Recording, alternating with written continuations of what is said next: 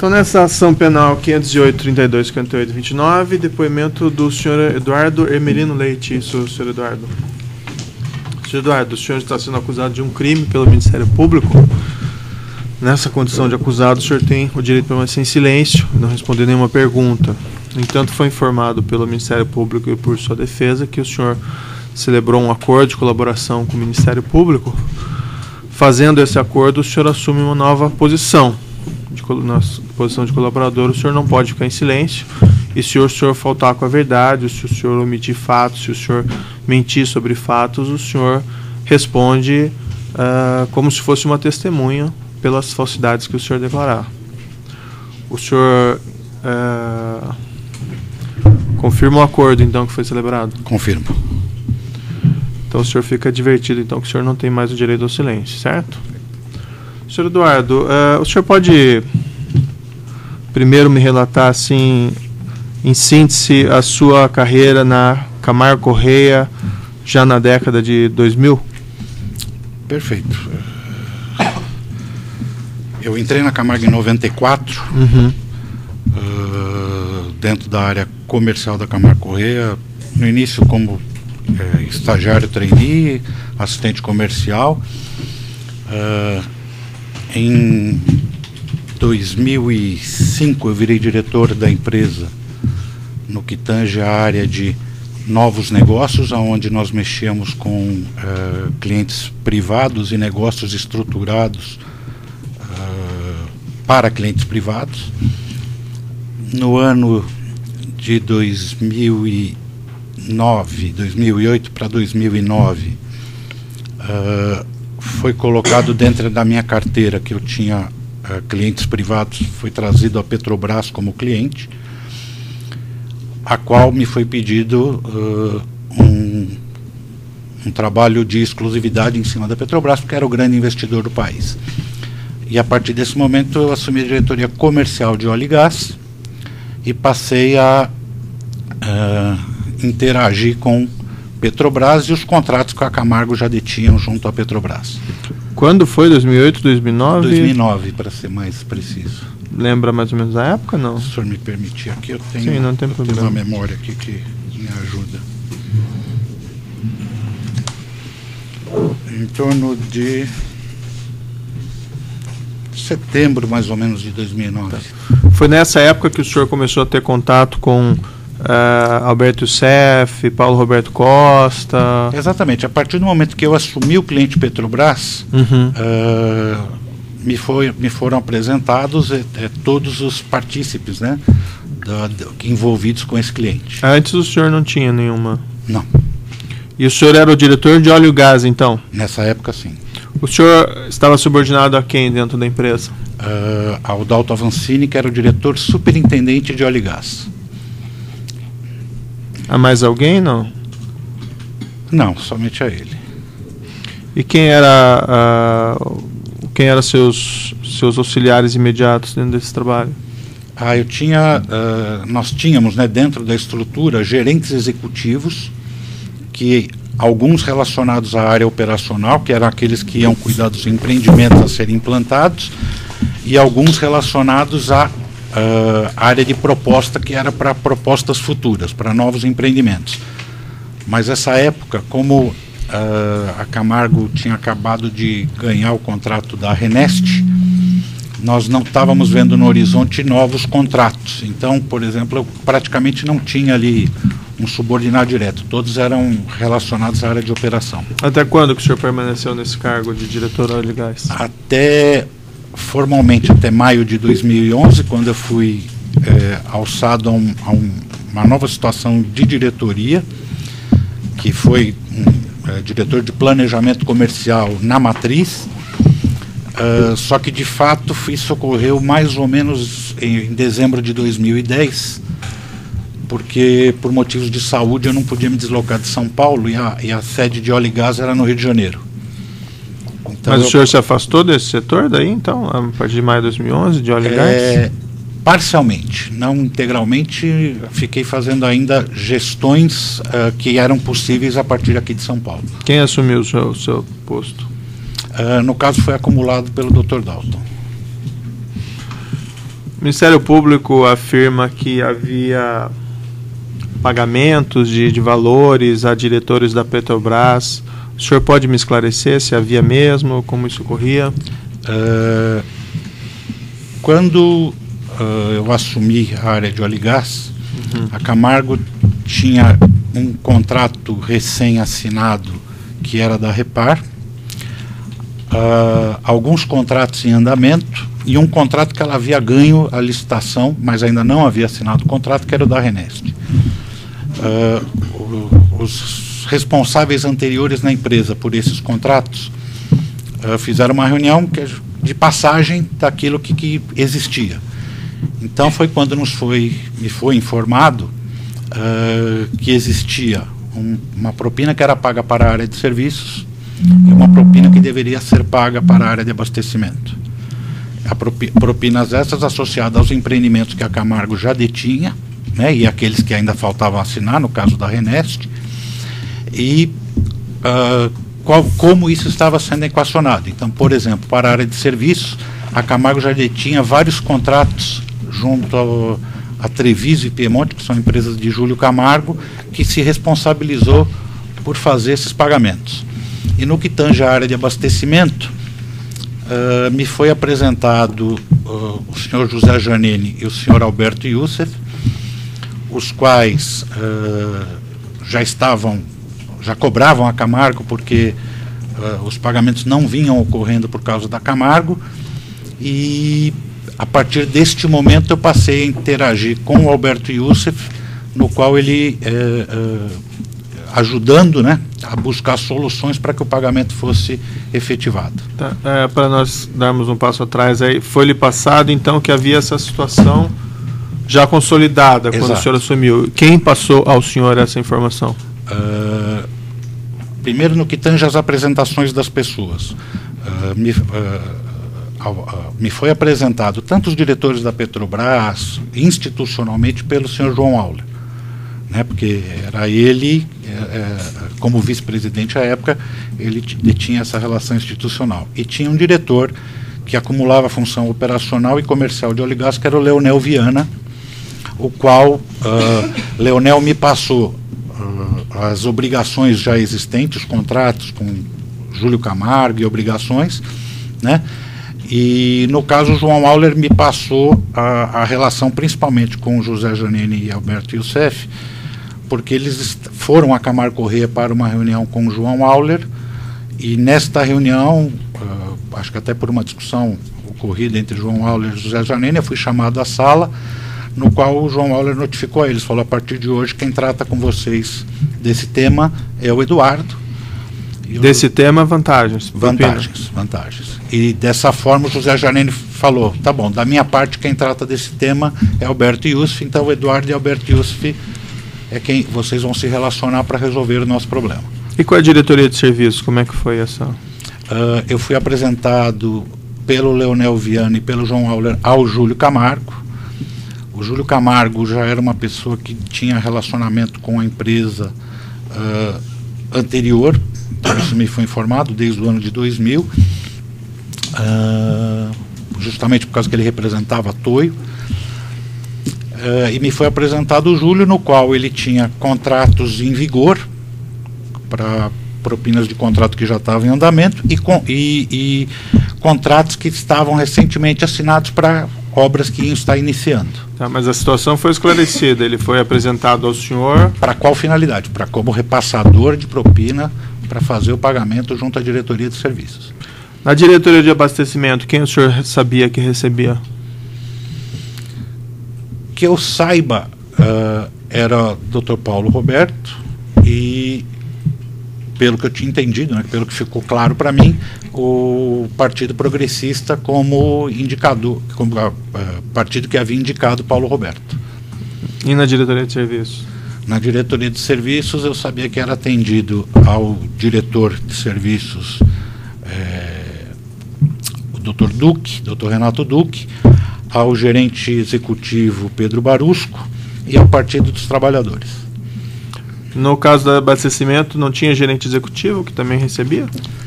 Pontualmente, até na minha delação eu cito isso, ocorreram situações pontuais de negociações de aditivos, mas não negociações desse tradicional aí que foi já mencionado, repasse de 1% que era feito para cada lado. Já que o senhor entrou nesse detalhe, então era 1% sobre o contrato? Exatamente. Para cada uma das diretorias? Para cada uma das diretorias. E esse percentual variava ou era sempre só 1%? Esse percentual, o que tinha me sido colocado é que esse percentual havia sido definido que era 1% para cada diretoria.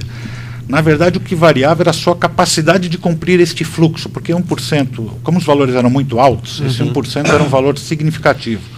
Então você, pelo menos na Camargo, por a Camargo não operar nenhum sistema de caixa 2, pela Camargo ter uma dificuldade muito grande para efetuar qualquer tipo de pagamento, era quase impossível honrar, vamos dizer assim, esse fluxo de 1%. Né? Essa era uma regra em todo o contrato da Camargo com a Petrobras ou foi para contrato específico que o senhor mencionou, Repara, Renest? Então, quando me foi passado quais eram os contratos em vigor que isso estava prevalecendo. Né? É lógico que nós tínhamos contratos que davam prejuízo, né, os quais eu entendia que a gente não deveria pagar.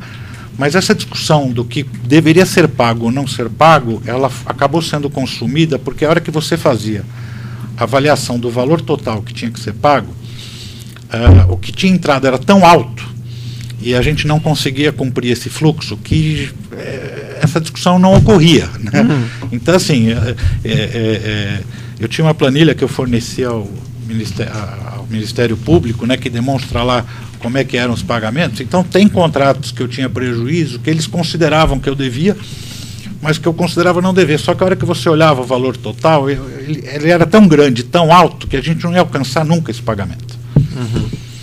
Da Repara e da Renest houve pagamento? Houve pagamento. Esse foi par e passo com o empreendimento. 1% de cada contrato? Exatamente. Para cada uma das diretorias? Aí. Exatamente. 1% para a diretoria de serviço e 1% para a diretoria de abastecimento. O senhor lembra os totais aproximados que foram pagos? É que eu consigo falar do total geral, né? Para a diretoria de serviços 63 milhões e para a diretoria de abastecimento 47 milhões. E a questão, por que a Camargo pagava?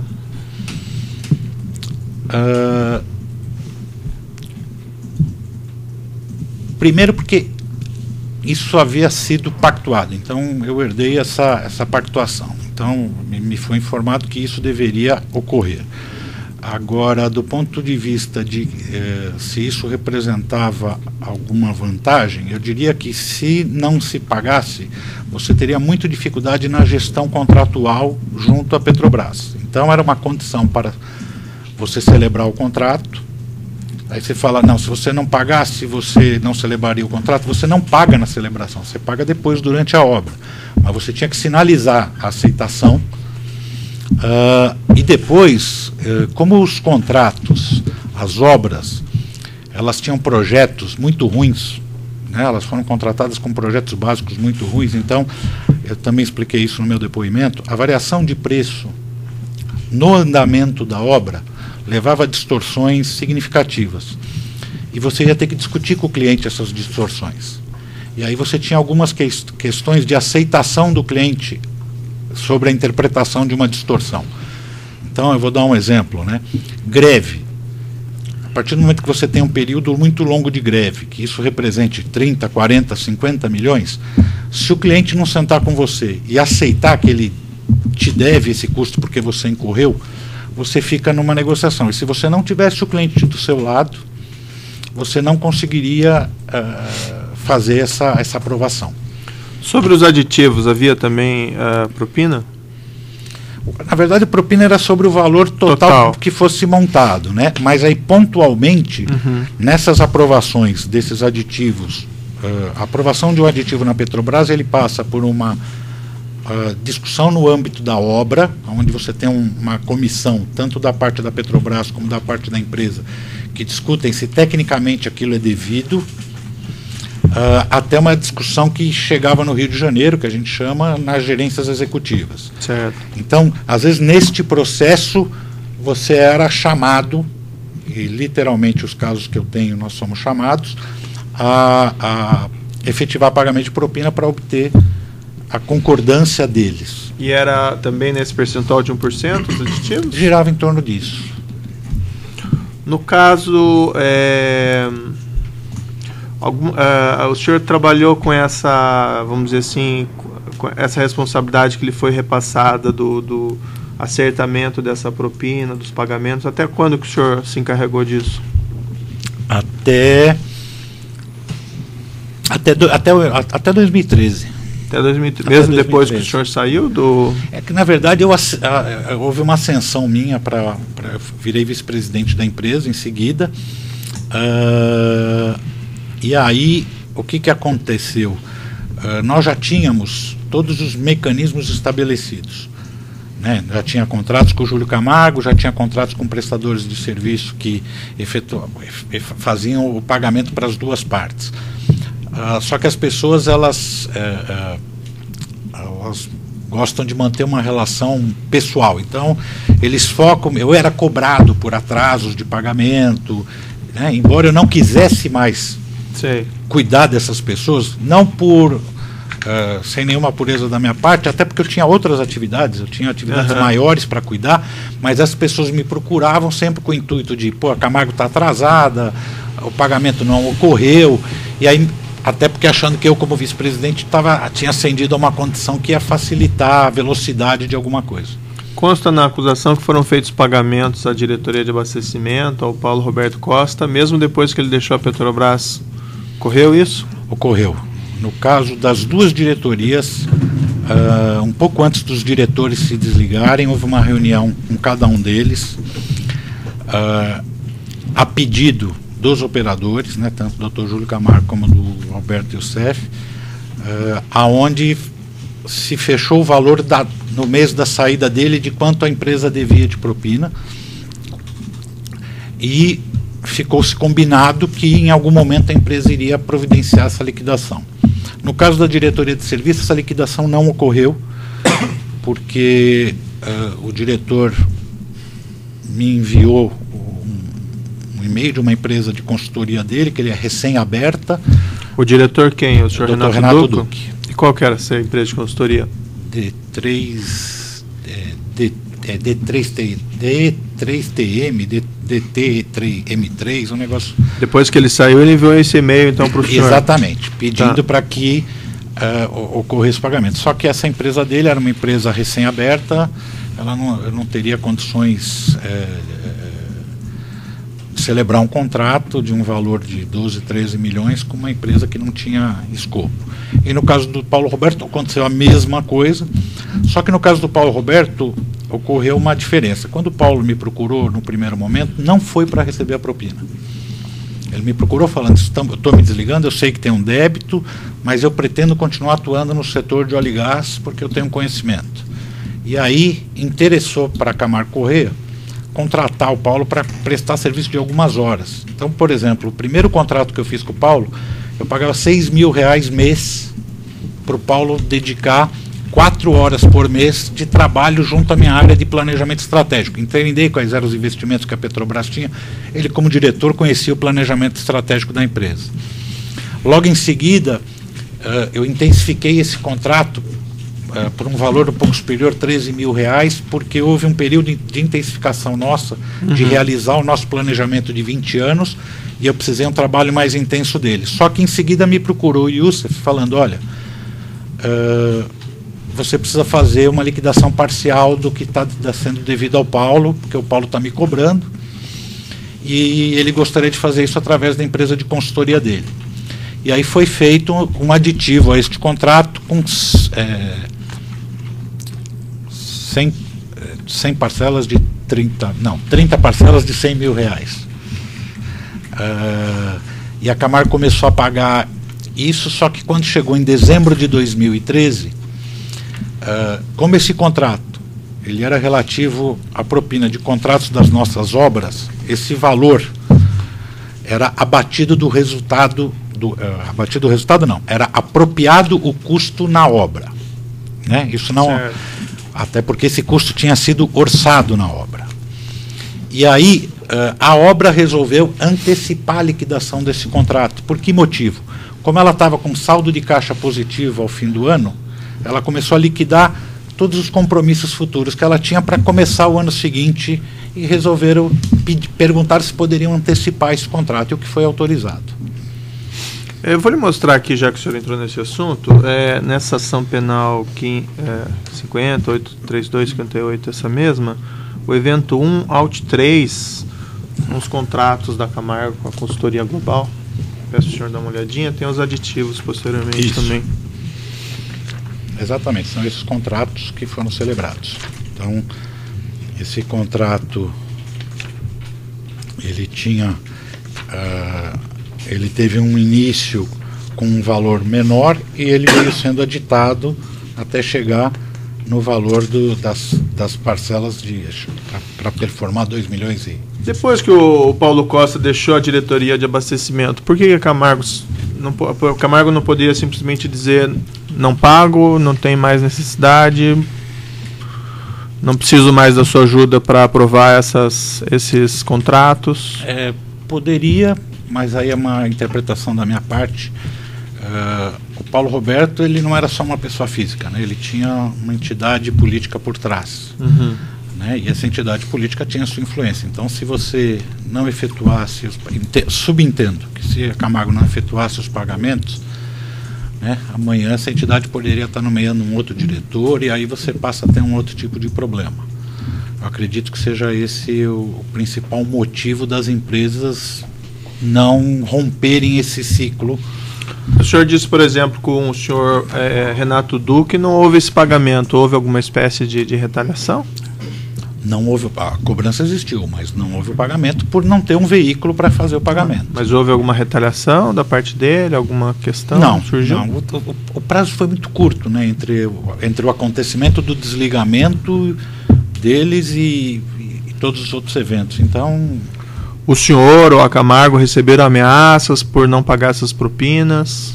Ameaças não, mas cobrança sim. Mas cobrança do valor devido, né? As pessoas, o Duque contatou e falou: pô, o valor é devido, eu tenho interesse em recebê-lo. Não, mas mesmo antes do Renato Duque, do Paulo Costa, mesmo na época que eles eram diretores, teve alguma ameaça? Ou você paga, ou a Camargo vai sofrer isso, aquilo? Não, uma ameaça explícita não. E alguma vez aventaram o senhor ou o pessoal dentro da Camargo Correia, que tinha conhecimento desses fatos, procurar a polícia, procurar as autoridades, tomar alguma providência? Não, isso nunca foi aventado, até porque eu entendo que isso seria uma atitude corporativa, né? É difícil, né? Como assim uma atitude corporativa? O senhor pode explicar? Me foi feita uma pergunta durante os meus depoimentos, né, do que eu achava que estava acontecendo, como meu depoimento de pessoa física, né? E eu falava que eu não me enxergava cometendo um crime, sim participando de alguma coisa que estava, né? Hoje eu entendo melhor, não que eu não tivesse entendimento, hoje eu tenho uma visão melhor do que efetivamente. Estamos aqui para esclarecer, né? Eu tenho uma visão melhor e sei da minha participação, tanto que eu assim comuniquei no meu acordo de colaboração e aceitei as penalidades. Agora, eu entendo que esse movimento de se parar um processo desse tamanho com essas corporações é alguma coisa muito maior que os indivíduos, né? Eu não teria, assim... Você fala, você tem conforto em participar de pagamento de propina? Com certeza não. Com certeza não. A decisão de, vamos dizer, fazer esses acordos de propina não foi do senhor, então? Foi algo que já existia? Exatamente. Mas teve algum acordo que foi feito enquanto na sua gestão? Só de liquidação, não de combinação, porque a de combinação já estava em vigor. Quem sabia dentro da Camargo Correia sobre esses acordos de propina e esses pagamentos? O senhor mencionou que era uma questão corporativa. Sabe? Exato. O senhor pode me esclarecer melhor isso? Posso. Existe uma diretoria que é responsável, né, principalmente no caso de Petrobras, que a gente chama de óleo e gás. Então, todo mundo que se tornou diretor de óleo e gás tem que ter conhecimento, né, anteriores a mim e posteriores a mim. Tem que ter conhecimento do que está acontecendo, porque ele é gestor daquele cliente, daquela situação. nós tivemos um caso que a Oligás chegou a ser um segmento em separado, tinha um diretor que a gente chama superintendente, que tinha que ter o conhecimento. E depois, quando a Oligás deixou de ser separado, voltou a participar de Construções e Comércio Camargo Corrêa, né, a presidência, a vice-presidências, tinha que ter conhecimento, porque isso é inevitável. Por exemplo, o senhor mencionou já o nome do senhor João Auler, que ele repassou os contratos.